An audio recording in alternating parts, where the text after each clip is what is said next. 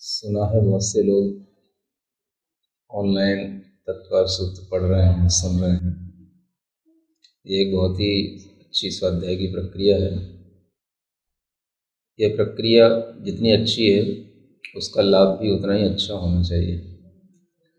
ऐसा ना हो कि लोग केवल सुने देखें और टीवी पे जैसे अन्य कार्यक्रम आते हैं बस एंजॉय करके उसको निकाल दें।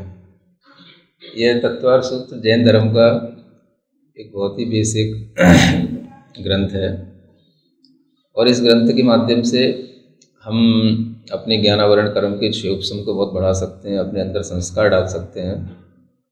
देखने में आता है अन्य अनेक तरह के जो भी और धर्म को मानने वाले लोग हैं वो सब भी अपने अपने धार्मिक ग्रंथों का बच्चों को खूब रटाते हैं, पढ़ाते हैं।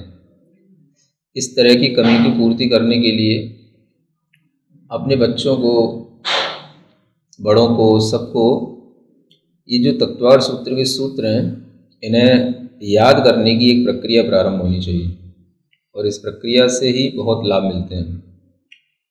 जब धर्म ग्रंथ को हमने पहली बार तत्वार सूत्र के रूप में पढ़ा था और पढ़ते पढ़ते याद किया था तो मैं उसी का ही प्रतिफल समझता हूँ कि मैं आचार्य श्री के पास जब आया था और पहली बार जब आचार्य श्री के सामने उसको बिना देखे हुए पढ़ाया था तो आचार्य श्री की जो प्रसन्नता थी वो अद्भुत थी और उसी के कारण से वो हमेशा हमें ध्यानपूर्वक, वात्सल्यपूर्वक हमें पढ़ाते थे तो पढ़ा रहे हैं।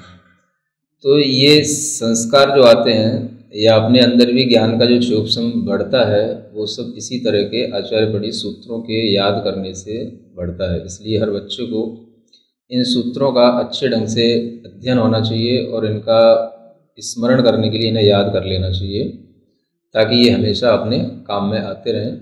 और इस तरह से जैनत्व की एक बहुत बड़ी पहचान हम बना सकते हैं। जैसे वैदिक लोग वेदों का उच्चारण कराते हैं और वेदों के कुछ मंत्रों को रटा करके अपने गुरुकुलों में बच्चों को पढ़ाते हैं, ऐसे ही मुझे भाव आता है कि हर घर में तत्वार सूत्र बच्चों को याद होना चाहिए और हर घर एक जैन धर्म का गुरुकुल की ब्रांच होनी चाहिए। ऐसी मेरी भावना है। बोलिए महावीर।